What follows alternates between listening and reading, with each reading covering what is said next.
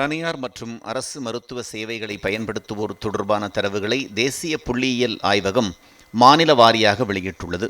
அதில் அரசு மருத்துவமனைகளில் உள்நோயாளிகளாக சிகிச்சை பெறுவோரின் விவரங்கள் இடம்பெற்றுள்ளன.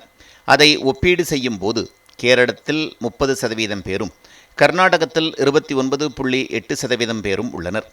தெலுங்கானாவில் 29.3% பேரும், ஆந்திராவில் 26.9% பேரும், குஜராத்தில் 25.9% பேரும், மகாராஷ்டிராவில் 18.6% பேரும் உள்நோயாளிகளாக சிகிச்சை பெற்றுள்ளதாக கூறப்பட்டுள்ளது.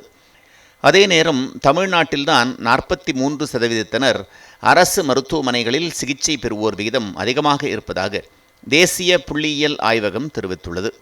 அதன்படி ஊரகப் பகுதிகளில் 47.5% பேரும், நகர்ப்புறங்களில் 38.6% பேரும் உள்நோயாளிகளாக அரசு மருத்துவமனைகளில் கடந்த ஓராண்டில் அனுமதிக்கப்பட்டுள்ளதாகவும் தேசிய புள்ளியியல் ஆய்வகம் குறிப்பிட்டுள்ளது. திராவிட மாடல் ஆட்சியில் அரசு மருத்துவமனைகளில் மருத்துவ கட்டமைப்பு சிறப்பாக இருப்பதே இதற்கு காரணம் என பொதுமக்களும் சமூக ஆர்வலர்களும் தெரிவித்துள்ளனர். தனியார் மற்றும் அரசு மருத்துவ சேவைகளை பயன்படுத்துவோர் தொடர்பான தரவுகளை தேசிய புள்ளியியல் ஆய்வகம் மாநில வாரியாக வெளியிட்டுள்ளது. அதில் அரசு மருத்துவமனைகளில் உள்நோயாளிகளாக சிகிச்சை பெறுவோரின் விவரங்கள் இடம்பெற்றுள்ளன. அதை ஒப்பீடு செய்யும் போது கேரளத்தில் 30% பேரும், கர்நாடகத்தில் 29.8% பேரும் உள்ளனர். தெலுங்கானாவில் 29.3% பேரும், ஆந்திராவில் 26.9% பேரும், குஜராத்தில் 25.9% பேரும், மகாராஷ்டிராவில் 18.6% பேரும் உள்நோயாளிகளாக சிகிச்சை பெற்றுள்ளதாக கூறப்பட்டுள்ளது.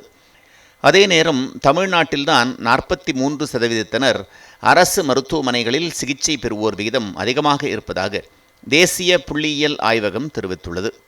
அதன்படி ஊரகப் பகுதிகளில் 47.5% பேரும், நகர்ப்புறங்களில் 38.6% பேரும் உள்நோயாளிகளாக அரசு மருத்துவமனைகளில் கடந்த ஓராண்டில் அனுமதிக்கப்பட்டுள்ளதாகவும் தேசிய புள்ளியியல் ஆய்வகம் குறிப்பிட்டுள்ளது.